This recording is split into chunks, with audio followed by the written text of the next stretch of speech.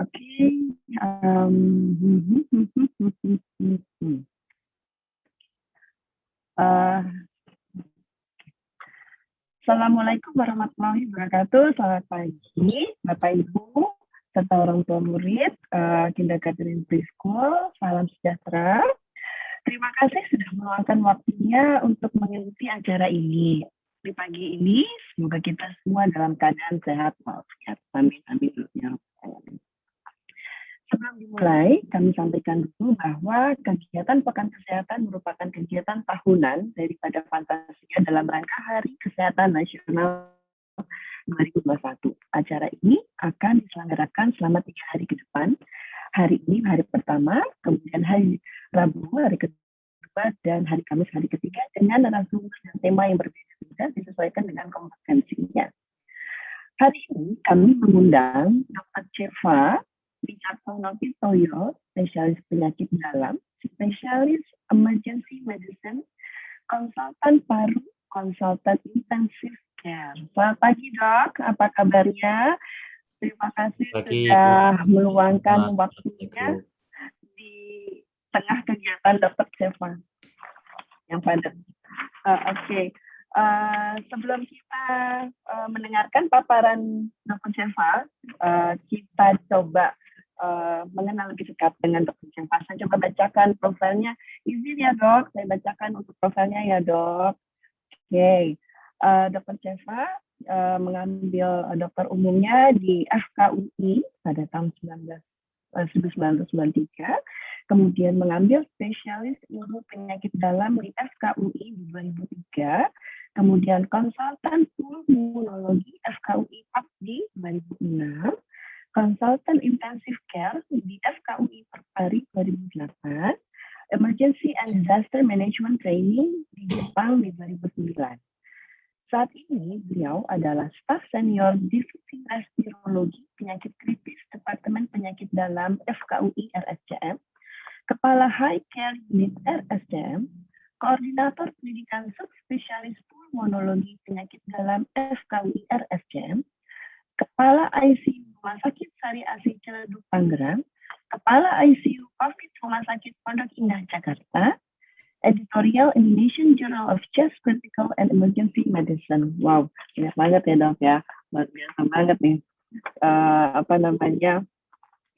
CV-nya dibacakan ini sekali ya dok, di waktu yang sangat padat. Nah, sebelum kita mulai, semua peserta akan kami mute dan nanti akan setelah paparan dari Dr. Cheva, nanti baru akan ada pertanyaan diizinkan. Oke, baik dok, kita mulai ya dok ya. Gimana nih dok? Pandemi ini kan belum berakhir, tapi alhamdulillah kan sudah melandai. Mungkin Dr. Cheva bisa memberikan gambaran tentang penyakit pasca COVID-19 yang saat ini masih menjadi trending topik. Nah, sebelumnya juga peserta adalah ada dari orang tua murid, kemudian peserta juga ada dari kolega-kolega kami dan dari teman-teman kami lainnya.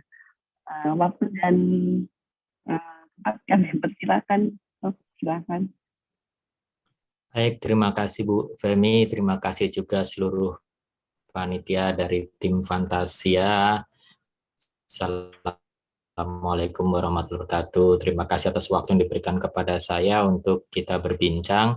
Saya mohon izin untuk menampilkan screen. Mudah-mudahan bisa tampak dengan jelas. Mana?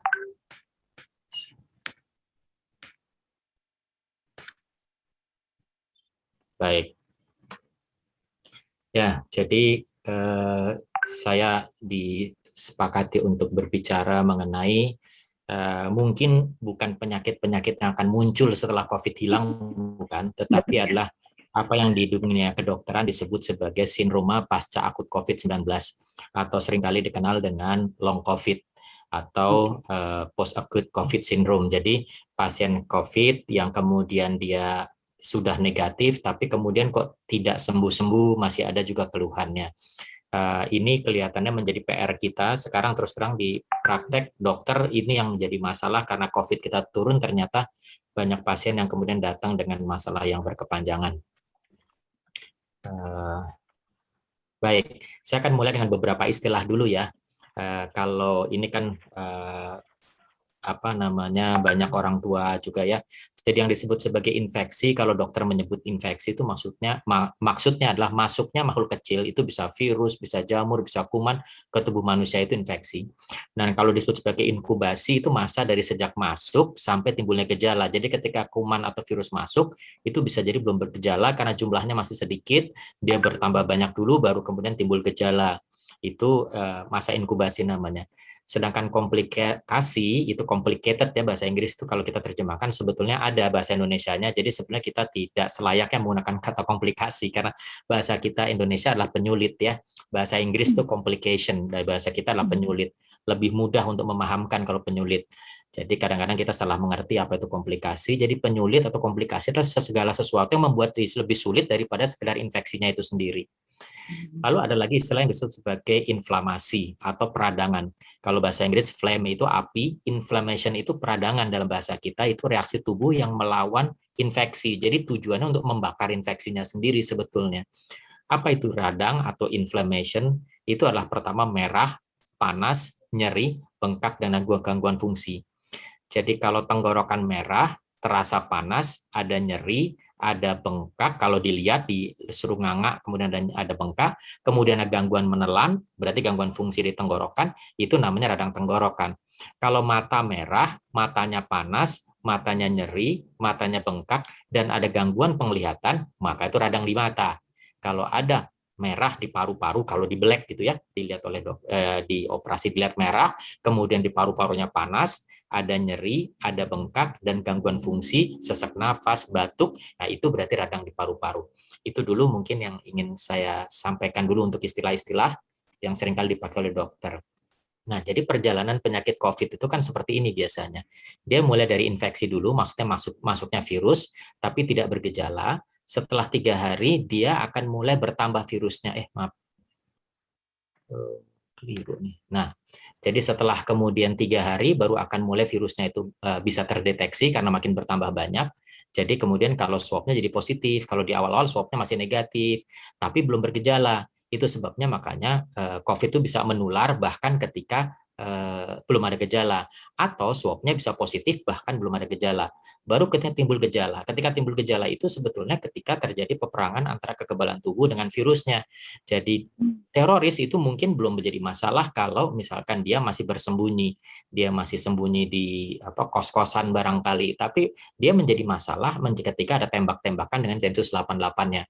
Dan inflamasi tadi saya sampaikan itu muncul setelah mulai gejala dan makin berat, dan yang jadi masalah pada COVID adalah ketika virusnya mulai berkurang, itu seringkali peradangannya berkepanjangan. Jadi ibaratnya adalah ketika terorisnya sudah tidak ada, maka seringkali terjadi penangkapan atau salah tembak dari pasukan keamanan masih terjadi walaupun mungkin terorisnya sudah tidak ada. Nah, itu yang menjadi masalah lah kalau kemudian berat sekali. Kalau virusnya sempat berkepanjangan, maka pasukan keamanan seringkali kemudian panik dan akibatnya berkepanjangan dan tetap menimbulkan kerusakan, tetap menimbulkan adanya listrik yang ketembak sehingga mati listriknya, masih ada lubang di dinding rumah yang tertembak, ketika kemudian bahkan virusnya sudah tidak ada. Nah, saat itulah makanya kemudian kita akan berhadapan dengan komplikasi atau penyulit-penyulit yang bukan sekedar infeksinya saja. Nah, kalau kita gambarkan dalam bentuk yang lain, jadi pertama kali ketika timbul virusnya bertambah, suatu ketika dia turun lagi, akibatnya pengobatannya pun adalah pengobatan virus di awal, tapi kemudian pada saat lanjut kita sudah bertarung dengan pengobatan bukan pengobatan virus, tapi pengobatan penyulit, pengobatan komplikasi, atau pengobatan untuk memadamkan peradangan tadi. Kira-kira filosofinya seperti itu dalam menjelaskan masalah apa yang kita hadapi setelah COVID terjadi. Nah, apa yang terjadi ketika COVID itu dia bisa menyerang jantung, bisa menyebabkan nyeri dada, kemudian berdebar, bisa mengganggu otak seperti pemikiran itu seperti berkabut begitu ya, kemudian bahkan ngigo, rasa lelah, susah tidur, juga bisa mengganggu limpa yang menyebabkan kekebalan turun, bisa mengganggu hati, akibatnya kemudian mual, bisa mengganggu pembuluh darah, akibatnya agar sumbatan pembuluh darah bisa ada serangan-serangan, serangan jantung, serangan otak, stroke, kemudian ada saluran gangguan perut, bisa mencret, bisa mual, gangguan ginjal, kencingnya mulai berkurang barangkali, atau kemudian dia fungsi ginjalnya terganggu, atau bisa terjadi juga diabetes, pankreas, pada paru-paru dia bisa menyebabkan sesak berkepanjangan, batuk berkepanjangan. Nah, jadi apa itu yang disebut sebagai long COVID? Itu adalah sindroma atau gejala-gejala yang muncul setelah post COVID itu sembuh. Ada yang menyebutnya sebagai long haulers juga, pengidap lama. Nah, ini data-datanya. Jadi pasien yang sakit tidak membaik lebih dari 2 minggu setelah COVID itu banyak yang terjadi. Mekanismenya terus terang belum diketahui betul karena ini penyakit baru ya, belum sampai 2 tahun penyakit ini ada di dunia, dokter juga belum semuanya mengerti, tapi seringkali bisa jadi karena gagal organ yang sudah terlanjur terjadi karena waktu COVID-nya. Jadi ketika COVID sembuh, gagal organnya belum tentu akan kembali. Bisa juga akibat karena reaksinya berkepanjangan tadi.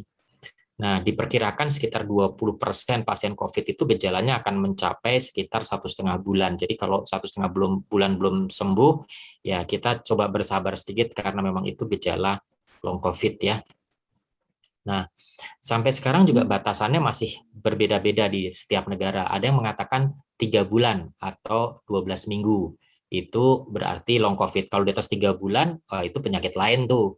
Di Inggris mereka menyampaikan bahwa kalau 1 bulan sampai 3 bulan itu masih dianggap sebagai COVID walaupun sudah negatif. Nah, kalau di atas 3 bulan baru dianggap sebagai long COVID. Nah, itu bisa pasien yang dirawat, bisa juga pasien yang rawat jalan, atau yang gejala menetap. Nah, kalau tadi sudah disampaikan bahwa gejala itu bisa menetap di atas 1 bulan, itu biasanya kalau saya menggunakan di atas 1 bulan, itu gejala bisa mencakup tidak kuat berjalan, kemudian masih suka sesek, kesadaran belum terlalu bagus, bisa kadang-kadang mulai masih ada depresi, masih ada gelisah, ada berdebar, bisa juga gagal jantung, ginjal, bahkan sampai kepada rambut rontok itu masih bisa terjadi sampai 3 bulan bahkan 6 bulan. Nah, sekarang apa yang kita dapatkan dari penelitian-penelitian COVID? Ternyata gejalanya bisa mulai rasa lemah, sesak nafas, berdebar, kemudian suara mengi seperti asma, hilang penciuman juga bisa, telinga berdenging ya, kemudian reaknya banyak, suara serak atau tidak bisa bersuara, bisa juga nyeri telinga, bisa juga hilang nafsu makan, kemudian bisa nyeri-nyeri sendi dan nyeri otot. Suka lupa juga.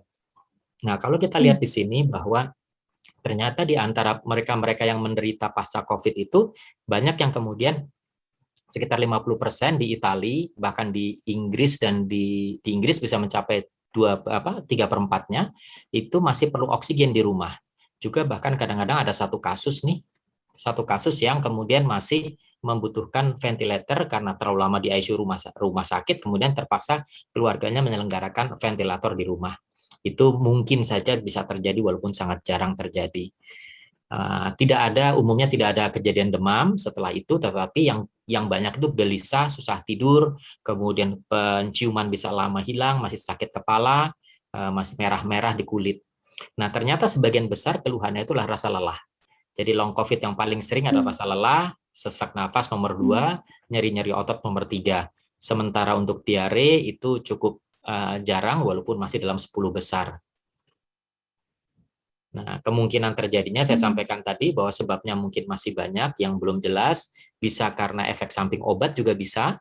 Efek samping obat bisa juga penyakit lain, gara-gara sebelumnya sudah punya penyakit, barangkali sudah ada diabetes, sudah ada darah tinggi, sudah ada sakit jantung, atau waktu sakit COVID-nya kena gangguan organ tubuh sehingga akibatnya itu memanjang keluhannya, atau juga ada gangguan sistem imun. Kemudian akibatnya ada infeksi sekunder. Jadi karena habis COVID-nya hilang, tetapi kekebalannya rendah, dia kena kuman yang lain. Belum lagi juga faktor-faktor psikologis bisa karena kemudian ada keluarganya yang kemudian tidak selamat, itu menjadi satu tekanan sendiri sehingga kemudian gangguan mental akan terjadi. Nah, kita akan coba sedikit-sedikit menyinggung masing-masingnya. Gangguan paru itu biasanya sesak nafas, kebutuhan oksigen yang tidak bisa lepas-lepas, itu seringkali terjadi pada sekitar separuh dari pasien COVID ya, 42 sampai 66%. Kemudian juga oksigen kurang itu sampai sekitar 6% masih terjadi, dan sebagian pasien terpaksa harus hidup dengan lubang di leher, namanya tracheostomy. Jadi hidungnya dipendekkan, dipindahkan ke leher oleh dokter supaya napasnya dia bisa hidup lepas tanpa rumah sakit. Kalau dia harus napas sesak terus kan harus di rumah sakit. Supaya tidak napasnya berat, dia pindahkan di leher, dilobangi sehingga pulang ke rumah dengan tracheostomy. Harapannya setelah 6 bulan bisa ditutup, tapi sementara dia terpaksa harus pakai itu. Nah, yang lain adalah gejala batuk menetap atau bronkiektasis. Bronkiektasis itu adalah paru-parunya jadi lubang-lubang. Ini seringkali menetap jangka panjang, seperti bekas TBC. Tapi kemudian ini mungkin belum tentu akan bisa kembali betul sempurna. Yang lain adalah kelainan pembuluh darah paru, akibatnya oksigennya lama membaik, terus gangguan untuk oksigennya bisa masuk ke darah dari paru-paru. Nah, gambaran ronsennya bisa macam-macam begini. Kalau kita lihat, ini bisa yang relatif normal ya, tapi bisa ada yang putih-putih ini seperti ini. Nah, kalau orang suka bilang ground glass appearance itu seperti ini nih. Ini gambaran seperti kabut, maaf, kepencet. Jadi seperti gambaran ada pantat gelas yang bekas suka dipakai buat minum kopi. Nah, itu kan ada burem-burem gitu ya. Nah, itu yang seringkali disebut sebagai ground glass appearance. Tapi juga bisa yang disebut bronkiektasis itu bolong-bolong. Ini kalau kita lihat, mohon maaf nih kursor saya. Nah, ini kita lihat kan ada bolong-bolong ini. Nah, bolong-bolong ini, lubang-lubang inilah yang disebut sebagai bronkiektasis. Ada lubangnya besar seperti ini, kadang-kadang bisa pecah dan akibatnya sesak nafas. Tapi umumnya tidak banyak yang terjadi. Tapi kita harus antisipasi yang seringkali terjadi seperti ini.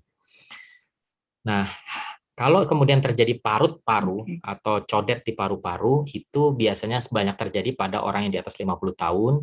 Kalau nadinya di atas 100 kali per menit, kita seringkali di rumah sekarang bisa pakai pulse oximetry, itu bisa dilihat nadinya berapa kali gitu ya.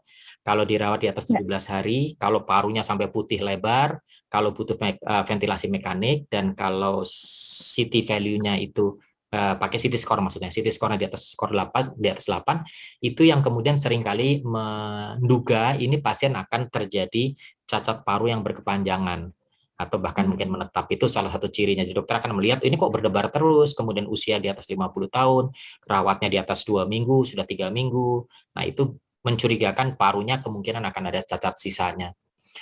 Nah, untuk gangguan jantung bagaimana? Gangguan jantung itu bisa terjadi bahwa ada cedera dari otot jantungnya, akibatnya pompa jantungnya menurun, bisa nyeri dada yang menetap, kemudian juga bisa memanjang sampai 2-3 bulan.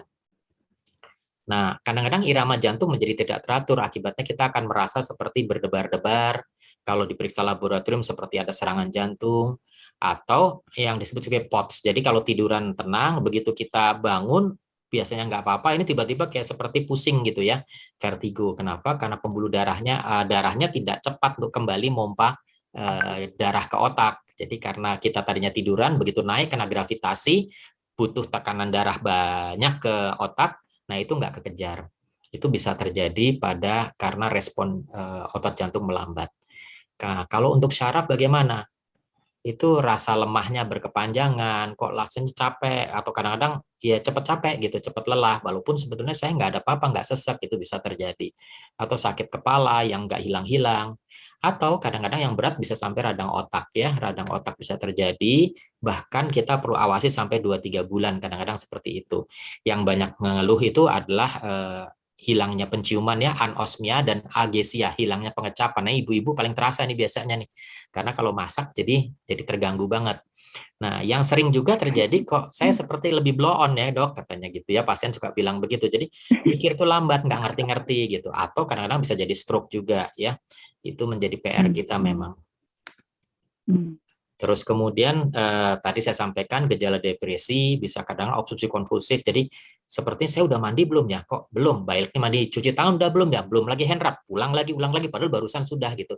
Itu yang disebut sebagai obstruksi konvulsi. Itu bisa karena gangguan pemikiran tadi, bisa juga karena kemudian memang ada depresi, ada stres. Tadi saya sampaikan beberapa pasien saya adalah kemudian dia habis sembuh, dia baru sadar ternyata selama sembuh suaminya atau istrinya itu di kamar sebelah ternyata meninggal yang dia nggak tahu. Itu beberapa kali kejadian seperti itu. Kemudian usia lanjut juga menjadi rentan ya. Biasanya orang semakin lanjut ketika sembuh itu cenderung untuk lebih gelisah, lebih ketakutan dan gangguan tidur. Nah, untuk ginjal bagaimana? Ternyata hanya maksimal 65% yang bisa lepas dari cuci darah. Artinya masih ada sekitar 36% atau lebih pasien yang kemudian harus cuci darah dan berkepanjangan setelah COVID-nya selesai, terpaksa tetap harus cuci darah, walaupun ada sebagian besar yang kemudian bisa tidak cuci darah lagi. Kemudian yang lain adalah gondok, kalau yang tadinya sudah punya modal, dia bisa kambuh, atau gula, menjadi tidak terkontrol. Yang lebih sering tadi adalah darah tinggi. Darah tinggi itu bisa kemudian tadinya hampir darah tinggi atau belum, setelah COVID dia jadi punya darah tinggi. Kalau di usus dia bisa tadi ya saya sampaikan buang air besar tidak teratur, bisa mengubah flora usus. Nah, kemudian bagaimana penanganannya? Gambaran long COVID itu akan menentukan terapinya. Jadi kena di mana. Jadi tidak habis COVID terus dikasih obat ini. Enggak. Dikasih vitamin D, semua dikasih vitamin D. Belum tentu. Tapi tergantung dari gejalanya. Kalau gejalanya di sakit kepala, ya obatnya ke sana. Kalau obatnya di jantung, kalau masalah di jantung, obatnya ke arah itu. Kalau masalahnya di paru, obatnya ke arah itu. Jadi memang agak berbeda-beda sedikit tergantung gejala yang kenanya di mana. Nah, yang jelas dokter perlu mengenali, sebab kadang-kadang dianggap sebagai penyakit lain. Nah, yang jadi masalah lagi juga kadang-kadang ada penyakit lain yang dianggap sebagai long COVID. Nah, ini dokternya mesti cerdas-cerdas, jeli-jeli gitu. Jadi kita sebagai pasien perlu ngingatin dok sama dokternya, dok mungkin ya saya punya penyakit yang lain selain karena COVID-nya. Atau sebaliknya juga bertanya, kalau dokternya bilang, oh ini karena penyakit ini, dok mungkin nggak karena bekas COVID-nya. Jadi dua-duanya itu perlu ditampilkan ke dokter untuk dokter juga bisa menganalisis. Saya berapa kali dapat pasien itu COVID, habis itu batuk-batuk nggak sembuh-sembuh. Selalu dianggap oleh dokter sebelumnya sebagai pasca COVID. Ternyata begitu dievaluasi dia punya TBC. Nah, itu miss. Atau sebaliknya. Jadi pasien yang kemudian dianggap nggak sembuh-sembuh, dia diobati TBC, ternyata si dokter lupa nanya bahwa 3 bulan sebelumnya pasien ini COVID. Jadi batuknya nggak ada urusannya sama TBC, dia memang karena COVID-nya. Jadi ini perlu kejelian dan perlu diceritakan secara penuh kepada dokternya mengenai hal yang seperti ini. Nah, untuk menilai kemampuan paru setelah COVID itu kita bisa banyak lakukan. Pertama, uji latih. Jadi latihan apa sebenarnya treadmill, kita ukur kemampuan parunya. Kemudian kita juga bisa mengajari untuk latihan bernapas, ya biasanya fisioterapi. Kalau tidak sempat ke dokter dan tidak terlalu berat, nggak terlalu merasa terganggu, tapi ada sesuatu, mungkin bisa sekarang banyak tuh teman-teman saya dari rehab medik, fisioterapi itu membuat video di YouTube ya. Nah, itu bisa dicari chest fisioterapi atau fisioterapi pasca COVID. Itu mungkin bisa dilakukan di rumah ya. Karena fisioterapi itu adalah terapi fisik, terapi fisio. Jadi kita latihan dengan kata lainnya.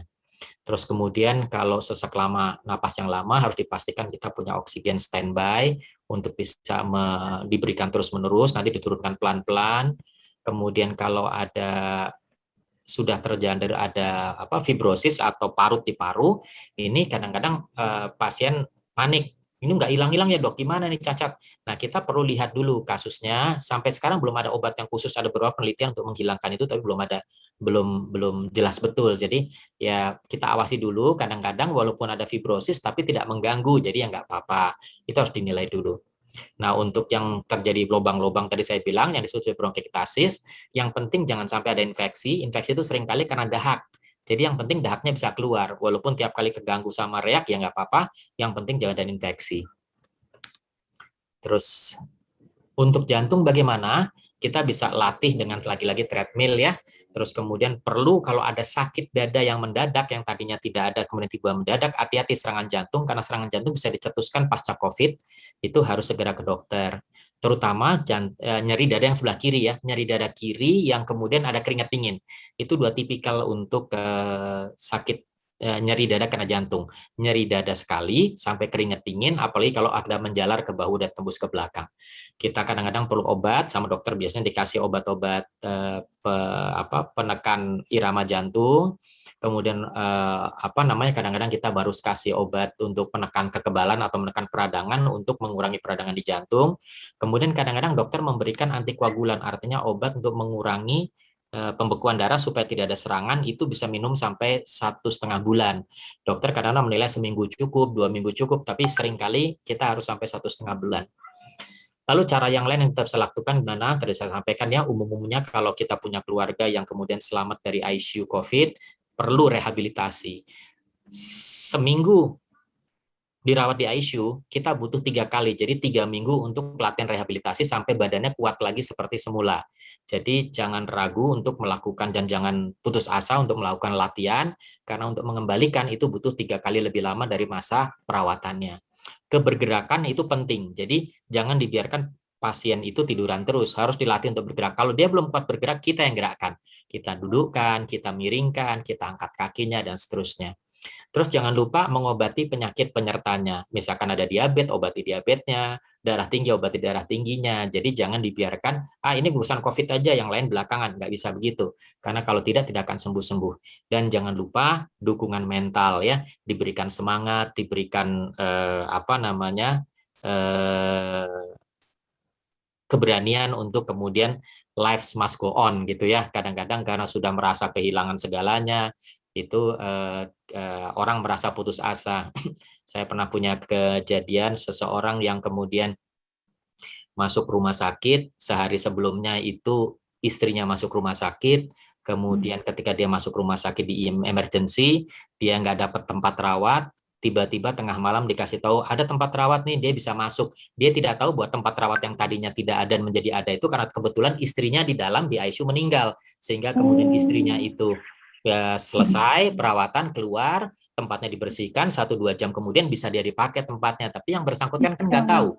Nah, itu sampai selesai dia tidak tahu bahwa dia selamat, dia mendapat tempat rawat, dapatkan optimalisasi, dapat segala macam alat bantuan, karena istrinya sudah nggak ada. Kalau istrinya bertahan terus, mungkin dia juga tidak akan tertolong. Jadi seakan-akan Allah memilih gitu.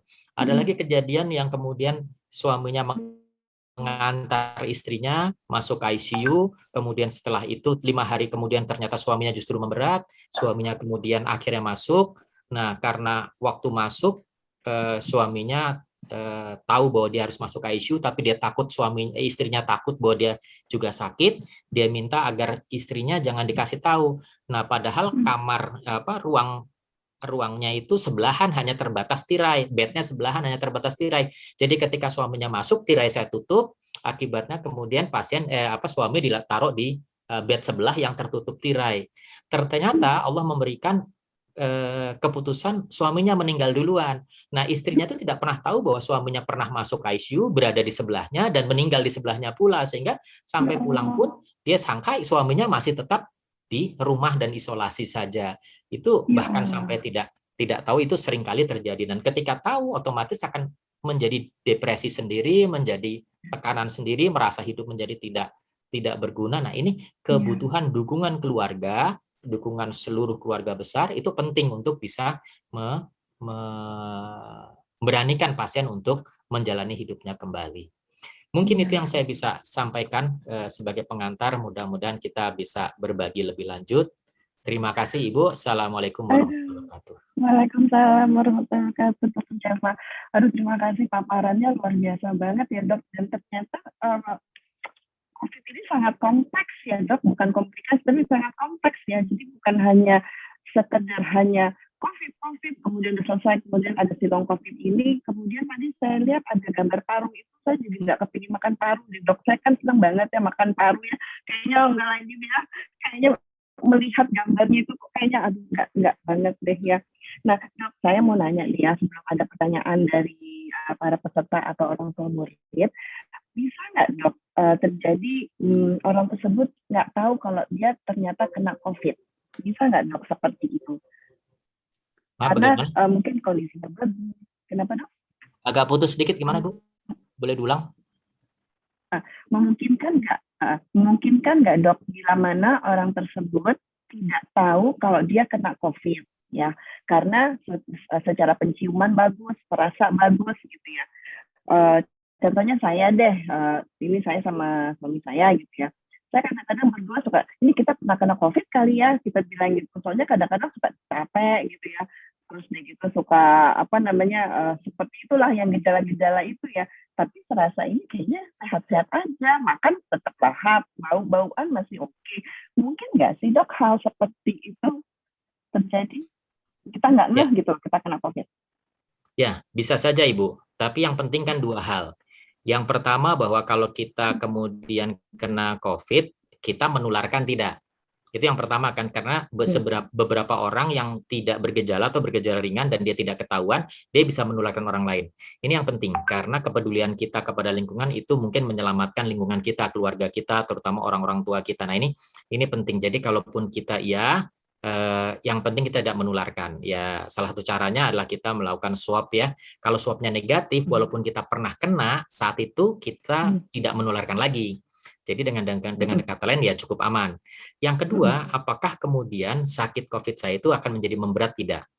80% COVID tidak akan memberat, jadi nggak apa-apa.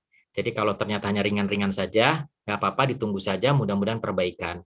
Itu bisa kita nilai, kalau swab saya negatif, saya pernah kena nggak sih zaman dulu, sekarang tidak menularkan, oke. Tapi apakah dulu saya benar-benar kena, dan saya mungkin ini gejala long COVID, ya itu salah satunya bisa periksa darah, Bu. Periksa darah antibodinya. Jadi kalau dulu kita punya rapid test lewat darah ya. Nah, kalau swab itu untuk mencari virusnya, rapid test lewat darah itu mencari kekebalannya. Jadi kalau kita pernah kena, tapi kemudian kita sembuh pun, kekebalan masih ada. Jadi kalau itu tesnya masih positif, berarti kita pernah kena. Nggak apa-apa itu kekebalan. Tapi kalau kita pernah kena vaksin, nah, tesnya juga bisa positif karena vaksinnya. Jadi nggak bisa dipastikan juga kita sudah pernah kena atau tidak kalau kita sudah divaksin. Tapi intinya adalah ketika kita mulai merasa ada sesuatu yang nggak enak, dalam bentuk meriang, batuk, kemudian gangguan penciuman lebih khas ya. Kadang-kadang kita diare pakai meriang, nah itu lebih baik kita swab kalau zaman sekarang sampai kita yakin betul bahwa pandemi ini bisa clear.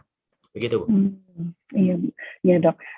Terus terang aja sih kami cukup rutin ya kalau misalnya keluar rumah cuma sebatas dari rumah ke kantor, pulang lagi, kemudian kita juga selalu siapkan antigen saliva sih, Dok, sebenarnya gitu loh. Jadi sedikit-sedikit ini dan orang-orang. Nah, jadi seperti yang dokter tadi bilang, memang kita kan semua udah divaksin nih. Ya, alhamdulillah sih udah divaksin kedua kali tinggal boosternya. Tapi ya rasa-rasa zaman dulunya itu ya kita kadang-kadang berdua mikir apa kita pernah kena ya, tapi mungkin titernya tinggi ya waktu itu, jadi kayaknya strong aja gitu, tapi kadang-kadang suka oh cepat capek gitu loh, tapi enggak lah kita pilih gitu. Oh jadi begitu ya, Dok. Oke, berarti nanti kita juga terus terang rajin-rajin periksa ke lab sih sebenarnya ya, karena suka ini aja parno gitu kan. Oke, ini ada saya buka untuk pertanyaan. Ini, apakah perlu melakukan medical check-up bagi pasien pasca COVID dengan keadaan nafas yang saturasi masih rendah dari Ibu Ana? Mau langsung dijawab, Dok? Atau saya tunggu dulu? Apakah kita buka untuk sesi tanya jawab? Boleh ya, Dok? Ya, silakan. Oke, silakan kalau misalnya ada yang mau bertanya, bisa raise hand, minta tolong Miss Elok. Soalnya ini kayaknya ternyata mendengar penjelasan dari dokter Jeva agak deg-degan juga ya mengenai si COVID ini ya, apalagi long COVID ini ya. Jadi saya percaya kakak ipar saya dua-duanya itu kena COVID. Kemudian setelahnya itu menurut mereka, ya itu yang kayak dokter bilang, kok kayak rada-rada nggak dong gitu ya, rada-rada blow on, dia bilang gitu, cepat lelah gitu. Terus ya gitulah gitu loh. Jadi saya juga aduh kenapa ya kok jahat sekali ya COVID ini. Apakah ada yang mau bertanya atau mungkin dijawab dulu yang pertanyaannya Ibu Ana, cepat-cepat boleh. Baik, terima kasih. Jadi untuk medical check up, memang saya sepakat itu kalau masih ada sesak nafas berkepanjangan dan oksigen rendah, perlu dilakukan medical check up. Tapi kalau tidak saturasinya rendah, kemudian sesaknya juga tidak signifikan banget, itu mungkin dipilih. Jadi tidak perlu harus diperiksa semua, tetapi hal-hal yang mungkin penting saja. Walaupun kalau check up lengkap juga boleh-boleh saja. Nah, kalau kita pilih, kita bisa ke dokter, nanti dokter akan melihat, oh ini jelas nggak apa-apa nih, jadi nggak perlu diperiksa. Tapi yang ini mungkin masih perlu, nah, itu kita periksa, tergantung dari judgement dari penilaian di klinik itu. Itu bisa kita pilih seperti itu kalau nggak signifikan. Tapi kalau jelas masih sesaknya terasa mengganggu, saturasinya nggak naik-naik, saran saya kita cari sumbernya dari mana secara medical check up lengkap. Begitu, Ibu. Oh, gitu ya. Oke, berarti jelas ya. Jadi MC. medical check-up itu seininya aja ya, disesuaikan saja ya berarti ya. Nah, Dok, saya mau tanya nih, sekarang ini kan COVID-nya udah landai, terus orang udah mulai berani pergi-pergi, Dok.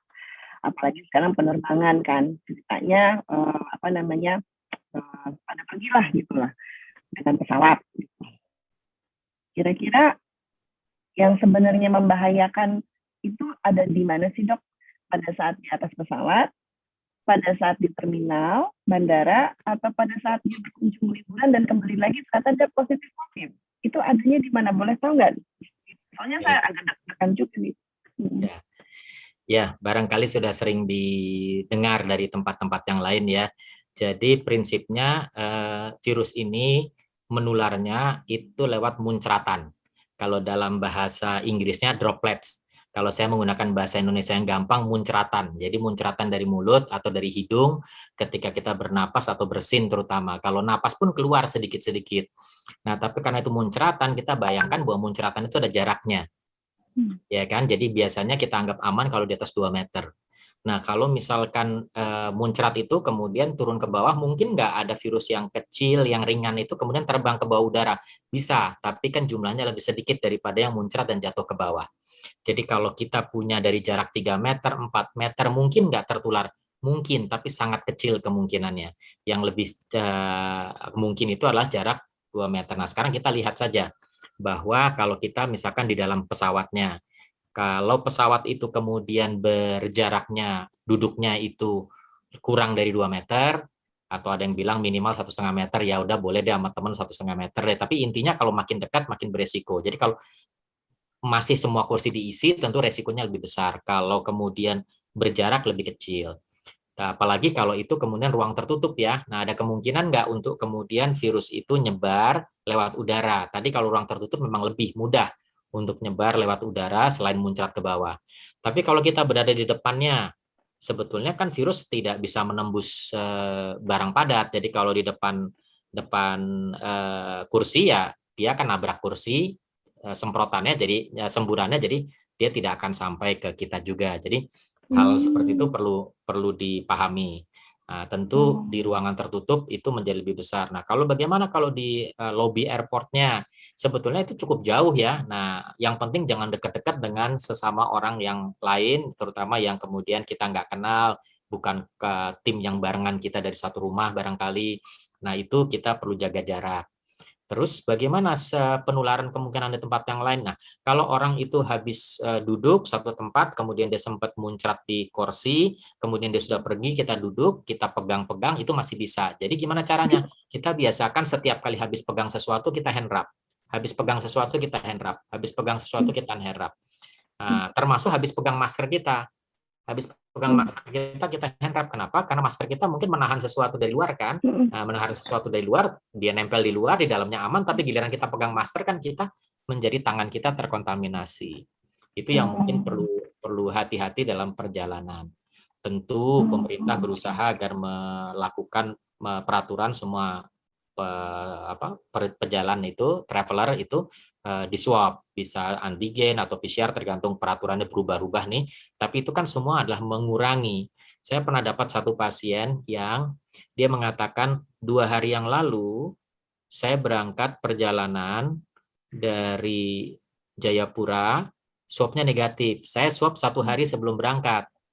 Jadi besoknya dia naik pesawat. Perjalanannya kira-kira 18 jam sampai di Jakarta. Begitu sampai rumah, dia baru merasa kok nggak enak badan dan pilek.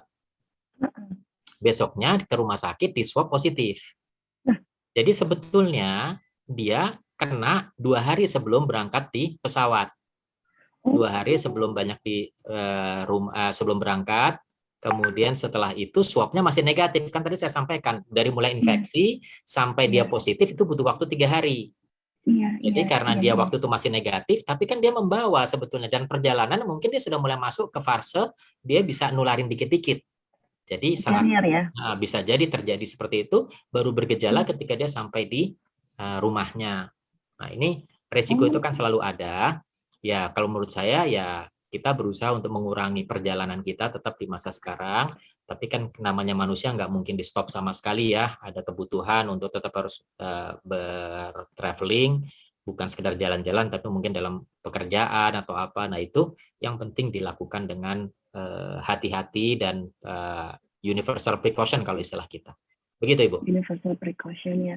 Oh iya Dok. Jadi ini ya, jadi kita pegang-pegang kita langsung semprot ya. Emang akhirnya jadi parno ya. Saya sampai beli yang nano itu loh, yang gitu. Kadang-kadang kayak Ghostbusters, sudah diketawain orang-orang gitu. Tapi pasang bodoh lah. Yang penting kan kita proteksi diri dan keluarga, begitu ya Dok ya. Kemudian, jelas berarti sebenarnya kalau kita mau berpergian, tips yang tadi yang dari dokter ya. Ini pertanyaan sudah sangat banyak Dok, saya bacakan satu-satu ya. Oke. Dari Ibu Astrid Bulan, Dok, apakah long COVID juga banyak terjadi pada anak? Dan apakah mungkin terjadi reaktivasi COVID pada penyintas setelah dinyatakan sembuh? Bukan reinfeksi baru ya Dok ya? Gimana Dok, bisa dijawab? Baik, terima kasih Bu Astrid. Yang pertama mengenai anak. Anak umumnya tidak terjadi long COVID kecuali dia punya kelemahan. Dia punya kelemahan bawaan. Jadi anak itu kadang-kadang punya penyakit jantung bawaan, penyakit ginjal bawaan, penyakit gula bawaan. Kemudian dia juga bisa punya penyakit kanker darah. Nah, hal-hal seperti itu bisa menyebabkan dia mendapatkan long COVID. Tapi kalau anak yang lain yang tidak punya bawaan apa-apa, umumnya tidak terjadi long COVID. Hampir kita tidak pernah menemukan kasus long COVID pada anak, kecuali yang pada kelompok tadi. Kemudian yang kedua, reaktivasi. Saya terus terang tidak pernah mendapatkan reaktivasi COVID, kecuali pada kelompok lagi-lagi, pada kelompok dewasa yang punya imunitas turun. Contohnya dia punya diabetes, kemudian dia usia yang sangat sepuh, sangat-sangat lanjut usia, punya kanker darah, dalam kemoterapi, dalam obat penekan kekebalan, contohnya pada autoimun. Nah, itu semua, itu mungkin terjadi reaktivasi, tapi amat sangat jarang. Kejadiannya 0,03% atau 3 dari 1000. Itu reaktivasi. Sebagian besar itu adalah repositif kalau istilah saya. Jadi bukan reaktivasi, artinya di swab lagi, positif lagi, tetapi dia tidak sakit sama sekali. Nah, kalau ini terjadi, secara teoritis ini adalah remnan, artinya sisa. Karena yang di swab itu, yang ditemukan bukan virusnya, tapi potongan virusnya. Jadi kalau ibaratnya kita cari tikus ke dalam kamar, ketika masih sakit, kita bisa dapatkan bekas bulunya tikus, bekas ekornya, bekas kotorannya. Kita menyimpulkan masih ada tikusnya. Tapi kalau kemudian setelah 2 bulan, di swab lagi positif, mungkin saja kita periksa ke kamar itu lagi, masih menemukan bekas-bekas tanda ada bercak tikus, tapi sebenarnya tikusnya sudah nggak ada. Yang ditemukan itu bercaknya. Dengan demikian maka ini repositif, positif ulang gara-gara terswab kali ini masih kena gitu. Jadi sebagian besar ini Ibu. Kalau yang reaktivasi hanya pada kelompok yang tadi punya faktor risiko, dan itu pun hanya terjadi pada kelompok faktor risiko itu hanya sebagian kecil, yaitu 0,03%. Demikian kira-kira Ibu. Bu Astrid, apakah sudah jelas atau ingin bicara langsung? Bisa di spotlight Bu Astrid. Miss Alok bisa tolong di spotlight Miss Bu Astrid. Apakah mau langsung bicara dengan Dr. Seva? Iya, terima kasih Bu Femi. Selamat pagi Dr. Seva. Ini menyambung tadi pertanyaannya. Terima kasih Dr. Seva untuk jawabannya. Cuma ingin melanjutkan sedikit, Dok. Apakah berarti kondisi repositif ini tidak menular ya, Dok? Karena hanya yang terdeteksi bangkai-bangkai virus yang sebenarnya tidak bisa menular seperti saat virus tersebut masih hidup. Begitu ya, Dok ya? Berarti. Ya, tidak menular, Ibu. Tapi peraturan rumah sakit lain ya Bu. Kalau rumah sakit ini urusan manajemen nih. Kadang-kadang manajemen mengatakan apa lokate, pokoknya positif masuk isolasi. Nah itu cerita lain. Saya berapa kali diomelin sama direktur rumah sakit gara-gara pasien positif ulang. Saya bilang ini ruang rawat biasa, nggak apa-apa. Ya saya dimarahin karena direktur mengatakan aturan rumah sakit positif isolasi. Ya sudah. Iya, gitu masalahnya. Betul. Karena kan ini karena sekarang kan semua syarat bepergian dan lain-lain, kerja dan lain-lain kan semua mintanya PCR, antigen. Jadi mungkin ini kan akan berpengaruh juga Dok ke aktivitas masyarakat gitu. Kalau ternyata positif sebenarnya tidak menular, hanya terdeteksi bangkai virus, namun kan ada aktivitas-aktivitas yang terhambat karena ternyata di atas kertas memang masih positif. Tapi mungkin kembali ke basicnya, kalau kita bicara menghambat penularan agar pandeminya cepat berhenti, tapi sebenarnya tidak menular ya dok ya, hanya memang positif di atas kertas ibaratnya tanda kutip seperti itu. Ya, sekarang banyak terjadi, Bu. Sekarang lagi musimnya nih, karena kita baru habis pasca akut kemarin eskalasi, sekarang ini kasusnya sedikit, sebagian besar pasien yang kemudian positif dan terhambat untuk bekerja, terhambat bepergian, itu adalah karena repositif tadi. Baik, terima kasih banyak Dokter Seva. Itu saja sih Bu Femi dari saya, mungkin nanti nyusul kalau ada pertanyaan lagi. Baik, Pak Astrid, terima kasih untuk pertanyaannya. Oke, saya coba bacakan lagi ya, Dokter Seva ya. Kita teruskan ya, Dok. Ini ada lagi dari Bapak Ismawan, Dok. COVID itu kan virus yang menyerang ke paru atau pernafasan. Tapi kenapa side effect-nya bisa kena jantung, lambung, ginjal, dan lain-lain? Mohon penjelasannya, Dok. Terima kasih. Itu, Dok. Baik, terima kasih Pak Ismawan. Begini, virus itu pada dasarnya, COVID itu bukan menyerang paru-paru. Pada dasarnya dia menyerang sel yang di atas sel itu ada yang namanya reseptor S2, angiotensin converting enzyme 2. Jadi intinya gini, di atas sel itu kalau kebetulan ada tonjolan yang kita sebut sebagai reseptor S2 itu, maka dia bisa nempel dan dia masuk ke sel. Ada sel yang tidak ada sel yang ada. Nah, sel yang ada itu sebagian besar itu sel di saluran pembuluh darah, jadi jantung dan pembuluh darah itu kan satu paket, kemudian di paru-paru. Jadi karena itu dia paling sering nempelnya di sel-sel paru dan sel-sel jantung dan pembuluh darah. Tapi ternyata di tempat yang lain juga ada, di ginjal ada, di usus ada. Dengan demikian dia bisa juga nempel di situ. Kenapa paling banyak di paru-paru? Karena dia muncratnya dari saluran nafas, masuknya ke saluran nafas. Jadi sebelum ketemu jantung, jantung kan nggak berhubungan dengan udara luar. Jadi sebelum ketemu jantung, dia akan nempel di paru dulu. Kalau dia paru ngacak-ngacak dan bisa tembus, dia baru masuk pembuluh darah terus nyampe ke jantung. Tapi sebelum itu dia akan puas-puas makan paru dulu. Karena memang alurnya ketemu itu dulu. Nah, kalau dia ketularannya lewat tangan, misalkan tadi saya bilang, kita pegang sesuatu, kemudian kita makan, kita ketelan. Beberapa pasien saya itu parunya bersih. Gejalanya sakit perut dan mencret-mencret. Pasien pertama saya justru itu. Saya masih ingat, 6 Maret 2020. Itu adalah pasien, seingat saya pasien ke-6 di Indonesia. Jadi setelah kasus pertama dan kedua yang diumumkan oleh Pak Jokowi, 4 hari kemudian, tanggal 6 itu, saya punya satu pasien yang masuk dengan sakit perut dan mencret. Itu nggak ketahuan, saya obati sebagai mencret karena parunya bersih, nggak ada masalah. Ternyata kemudian dia ketularannya dari makanan karena dia pergi ke tempat acara pemakaman, dia ikut makan-makan di situ gitu ya. Terus kemudian ketelan itu kelihatannya perutnya di makanan itu, jadi virusnya masuk bukan lewat inhalasi, bukan lewat mulut, uap atau pernapasan, masuk ke perut. Dia sakit perut dan mencret-mencret. Jadi itu yang sebabnya kenapa virus bisa ke tempat yang lain. Terus mekanisme yang lain yang bisa terjadi adalah kalau pasien itu kena paru-paru, kurang oksigen. Oksigen dalam darahnya jadi rendah. Akibatnya seluruh organ dalam tubuhnya kurang oksigen. Jadi akibatnya kan terjadi gagal ginjal, gagal jantung, gagal usus, gagal liver, dan gagal otak, dan seluruh gagal yang lain karena memang dia kurang oksigen seluruh tubuhnya. Itu juga bisa punya dampak ke organ yang lain walaupun yang kena hanya di paru. Begitu, Ibu. Oh, gitu ya. Nah, Dok, itu mengenai yang tadi ceritanya dokter tuh, katanya saya pernah baca kalau misalnya itu si COVID virus itu nggak bisa melalui makanan. Katanya kalau kena makanan dia mati.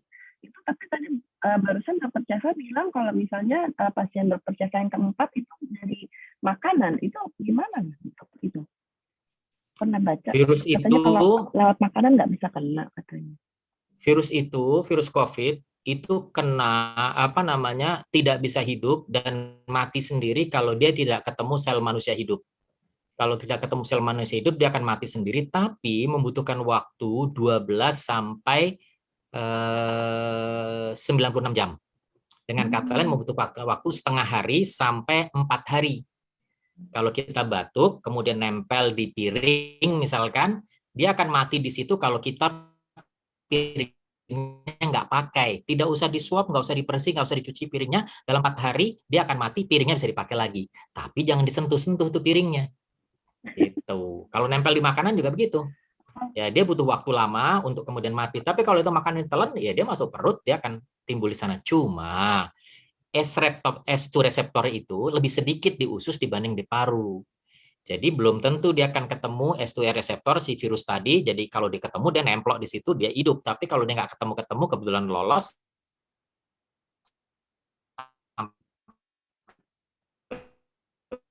buang air ya dia kita lolos. Jadi bisa. Jadi pas ini aja ya, pas bujur aja ya berarti ya kalau itu ya. Berarti kalau kita kan suka lagi zaman begini kan lebih sering GoFood nih dok. Jadi terus terang aja, jadi baiknya kalau dapat GoFood atau dari makanan dari orang mungkin kita panasin dulu ya dok ya, lebih baik ya. Kita hangatkan Betul. dulu ya supaya mati ya semuanya ya. Oke siap kalau gitu. Oke, ini ada pertanyaan lagi dari Ibu Hendra Winnie. Apakah anak-anak di bawah 12 tahun perlu vaksin flu? Karena sekarang sudah mulai sekolah dan berpergian ke tempat umum. Gimana dok? Bisa dijawab? Ya. Jadi vaksinasi penyakit yang lain itu dianggap bermanfaat karena yang pertama kalau dia kena penyakit yang lain itu kemudian kena COVID kadang-kadang bisa terjadi. Jadi pernah ada kasus pasien kena COVID, dia juga kena influenza. Ternyata dua-duanya positif. Nah, ini menyebabkan keadaannya lebih berat. Jadi dianggap bahwa vaksin yang lain juga bermanfaat kalau digunakan. Kemudian yang lain adalah kalau kena virus flu, mungkin saluran nafas kita menjadi lebih luka karena virus flu-nya akibatnya COVID lebih mudah masuk. Nah, ini juga menjadi pertimbangan kenapa vaksin boleh diberikan yang lain yang selain COVID. Pada di bawah 12 tahun bisa. Ada karena dianggap tidak efek langsung. Jadi kemudian itu menjadi satu hal yang opsional. Silahkan bagi bersama itu juga tidak kan, walaupun tentu akan lebih baik kalau diberikan. Itu kira-kira Ibu.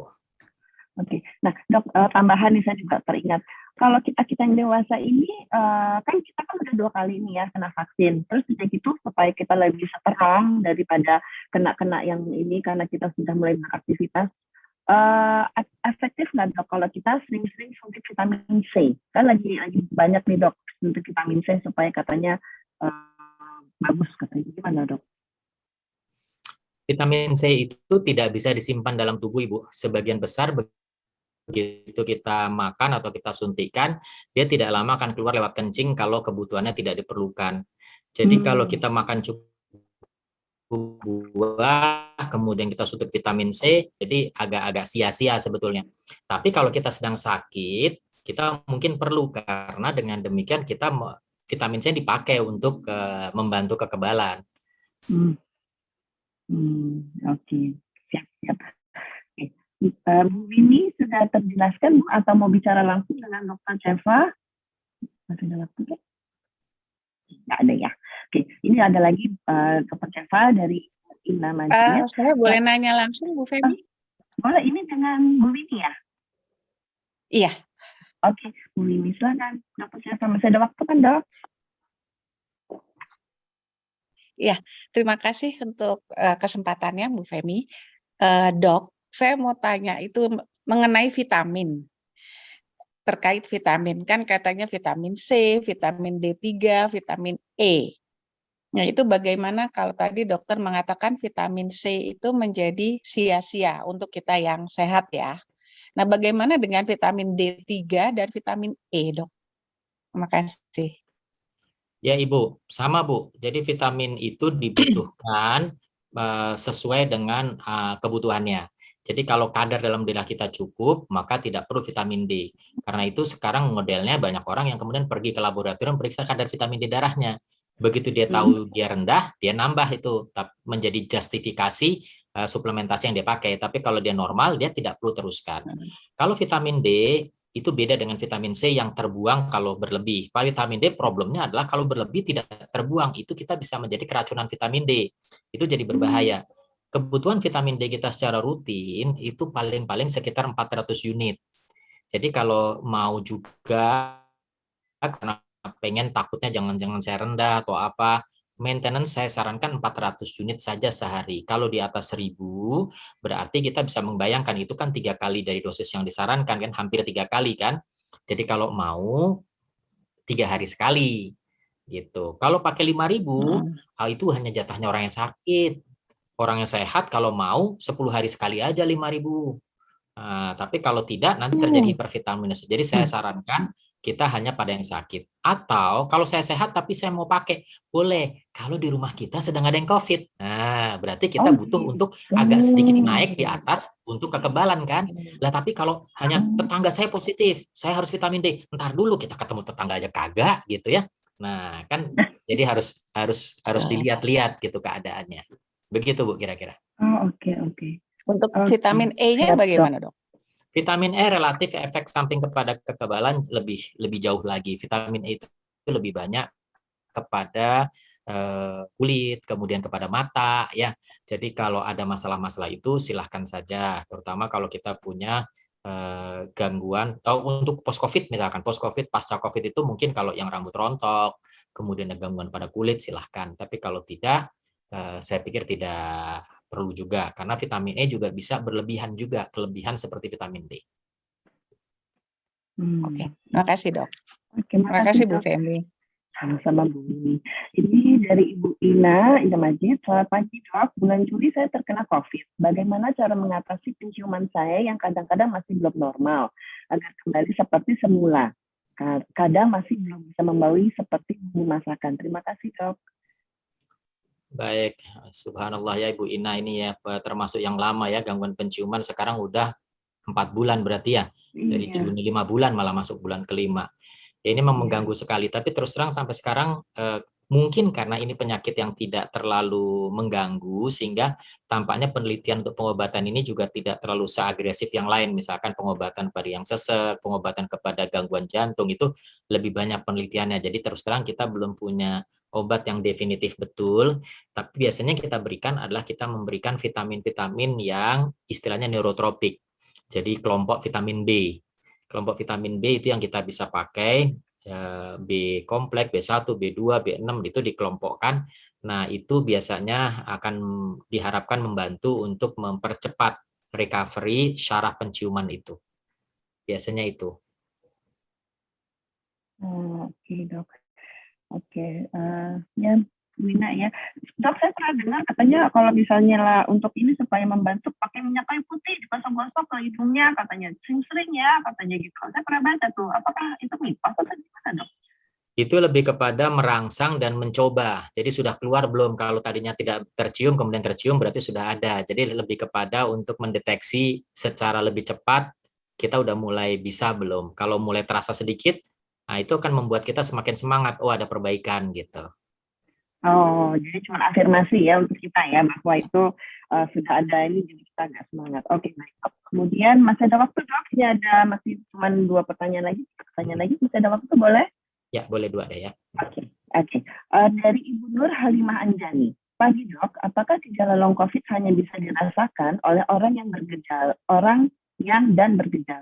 atau bisa juga dirasakan pada mereka yang dulu terkena COVID tapi tidak bergejala atau tidak mengetahui bahwa mereka terkena COVID? Terima kasih. Ya, secara umum kita bisa katakan panjangnya gejala COVID itu setara dengan beratnya ketika sakit COVID-nya. Jadi kalau beratnya sampai masuk ICU, biasanya gejala long COVID-nya lebih panjang. Kalau gejalanya ringan, mungkin long COVID-nya juga lebih pendek.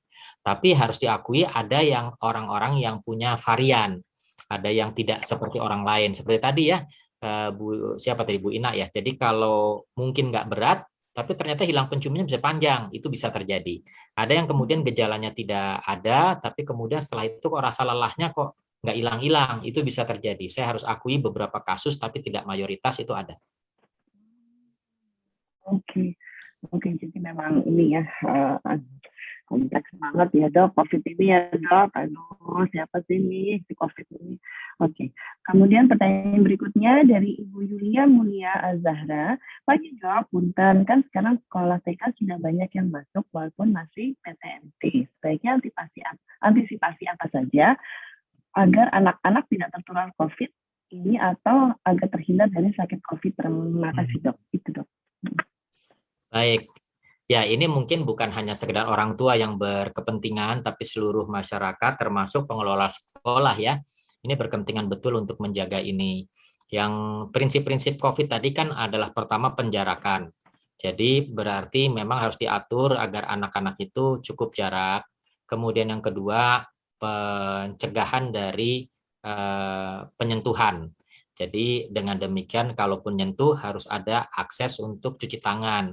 Nah, anak-anak juga pengantar mungkin perlu diberi akses yang cukup untuk cuci tangan di samping tempatnya itu berjarak. Terus kemudian sedapat mungkin tentu pengelola menjaga kebersihan atau higiena tempat. Jadi kalau anak itu selesai, juga setelah ada tempat di situ, maka lantai, meja itu perlu dibersihkan. Kenapa?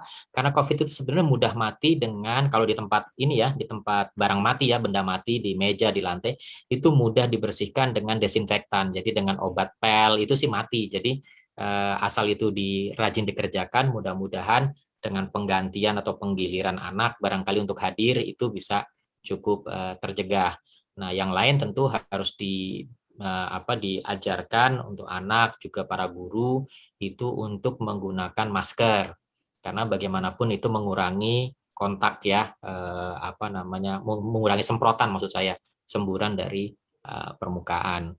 Nah kalau terpaksa harus sentuh karena namanya anak-anak ya namanya kadang-kadang gurunya harus nyentuh, harus gandeng, harus bawa.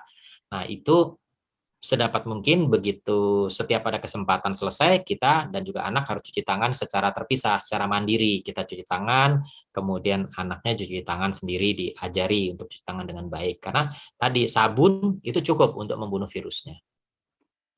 Oke, siap dok. Alhamdulillah kami selalu melakukan fogging dok sama kita yang itu saya bilang tadi yang kayak buster itu lah pokoknya nggak berhenti. Oke. Lalu ini Ibu Aset kembali lagi bertanya dok, repositif ini tapi bukan hasil menular ya dok, hanya positif di hasil lab saja, pakai virus mungkin yang tadi yang tersudah ya. Oke, ini berarti ada pertanyaan yang terakhir. Oke, dari Aditya Imansyah. Selamat pagi dok, terima kasih untuk paparannya. Saya mau bertanya, hal-hal apa yang bisa kita lakukan untuk terus menekan angka COVID, mengingat banyak spekulasi bahwa gelombang ketiga bisa terjadi akhir tahun. Terima kasih, dok. Ya, Ibu. Jadi sebetulnya saat ini kalau saya menilai secara pribadi itu tampaknya penurunan ini terjadi karena kita sudah jenuh. Artinya masyarakat ini sudah tertular semua, terkontak semua, ada yang bergejala dan sebagian besar tidak bergejala, sudah juga ada yang tervaksinasi, akibatnya virus itu tidak punya lahan yang subur lagi untuk dia tumbuh. Jadi kalaupun kontak dia sudah. Jadi dengan demikian virus itu kalau dia tidak punya lahan, tunggu aja 4 hari dia akan kemudian hilang sendiri. Seperti dia nempel di meja, nempel ke tubuh manusia yang kebal pun juga begitu. Nggak lama dia akan hilang. Nah, dengan demikian maka kemudian tidak terjadi lagi penularan di Indonesia ini kecuali pada kelompok-kelompok yang belum pernah terkontak, baik belum pernah ketularan maupun belum vaksinasi, maupun mereka yang punya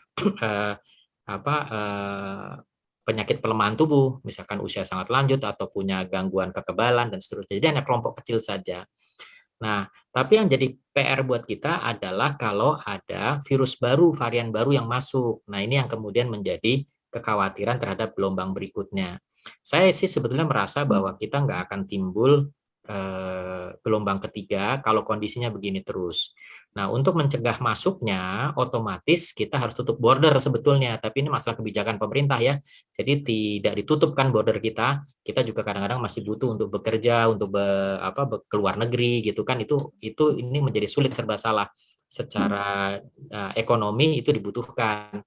Nah, kalau memang harus berani, mungkin kita tutup border gitu, gelombang ketiga kemungkinannya menurut saya akan kecil.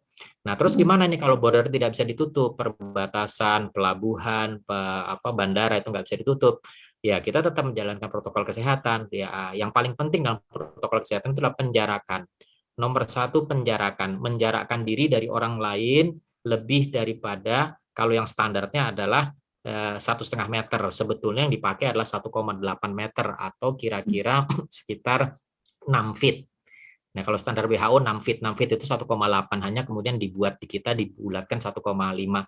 Kalau saya lebih memilih 2 meter. ya. Ya. Nah itu penjarakan nomor 1. Karena itu kalau kerumunan massal boleh nggak boleh kalau per orangnya 2 meter lebih. Nah sekarang kalau kerumunan massal jaraknya 2 meter, wah, tempatnya bisa luas banget kan gitu. Nah itu yang menyebabkan kerumunan tidak boleh. Yang berikutnya adalah pakai masker. Yang ketiga adalah selalu cuci tangan, baik itu pakai sabun atau pakai hand rub. Itu yang mungkin yang paling bisa kita kerjakan ketika masalah kehidupan, denyut kehidupan masyarakat, ekonomi ini harus jalan. Nah, di sisi lain kita nggak pengen adanya gelombang berikutnya. Begitu kita kira-kira. Allahu a'lam bishawab. Iya, oke. Iya dok, luar biasa untuk hari ini ya, paparan mengenai long COVID dan COVID serta gejala-gejala penyakit berikutnya ya dok. Yang pasti yang tadi dokter bilang, kita harus 5M ya berarti ya dok, tetap prokes-prokes lainnya. Boleh beraktivitas tapi tetap jaga jarak, dan itu pasti. Kemudian hari ini luar biasa, saya mendapatkan banyak pencerahan kembali setelah kemarin saya juga bertanya-tanya dalam hati, meskipun banyak sekali yang media-media sosial juga memberikan penjelasan tentang COVID ya dok ya, tapi ini saya langsung berbicara dengan Dr. Seva yang memang sudah ahlinya. Kemudian dok, apakah ada yang mau bertanya lagi? Oke, nggak ada kayaknya. Oke, Dr. Seva, kami karena tidak ada yang bertanya lagi, mungkin Dr. Seva juga kayaknya udah harus bergegas ke tempat berikutnya ya dok. Saya dapat info dari Ibu Anak, kayaknya padat sekali ini waktunya Dr. Seva. Jadi saya terima kasih atas nama Fantasia, kemudian untuk orang tua murid yang sudah berhadir, dan untuk Bapak Ibu kolega-kolega kami yang hari ini hadir, mengucapkan terima kasih banyak untuk kehadirannya beserta Dr. Seva. Tapi sebelumnya kita akan foto dulu bersama. Nah, foto dulu bersama, kemudian nanti kita e-sertifikat akan kita berikan, kemudian via email, kemudian untuk kita akan pilih 3 pertanyaan yang terbaik, akan mendapatkan door prize atau gift dari si Fatmaker. Oke, mungkin Ibu Bapak bisa dibuka layarnya, kita akan memberikan senyuman manis, senyuman terbaik di hari ini, di tanggal 9 November, Hari Pahlawan. Oke, siapa ini? Mari kalau misalnya ada yang mau dibuka supaya kita bisa memberikan senyuman terbaik di hari ini. Dapat siapa? Siap? Siapa yang mau ini? Oh, oke. Oh, ini ada yang bertanya. Oh, oke. Oh, enggak. Cuma ngasih. Oke. Kita senyum ya. Tolong dihitung, Miss Ella. Oke. 1, 2, 3. Nah, selanjutnya yang di layar kedua ya. 1, 2, 3.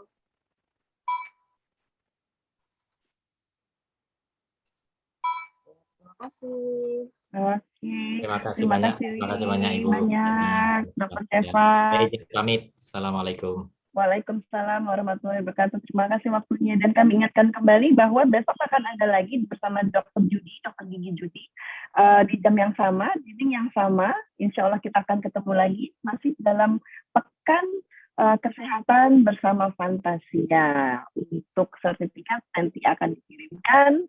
Terima kasih waktu yang telah diberikan.